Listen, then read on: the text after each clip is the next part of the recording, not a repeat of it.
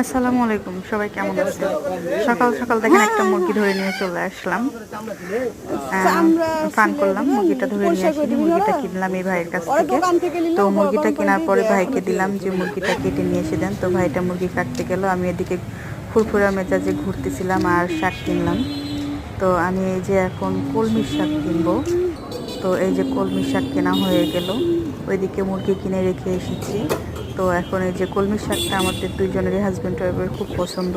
তো কলমির শাক কিনে এই যে আমরা রওনা দিয়েছি বাড়ির উদ্দেশ্যে। বাজার মোটামুটি করেছি, বাড়িতে গেলে দেখাচ্ছি। তো এই যে আমরা এখন চলে আসলাম আমাদের বাড়ির গেটের সামনে। এটা হচ্ছে আমাদের বাড়ির গেট। তো চলেন ভিতরে যাওয়া যাক।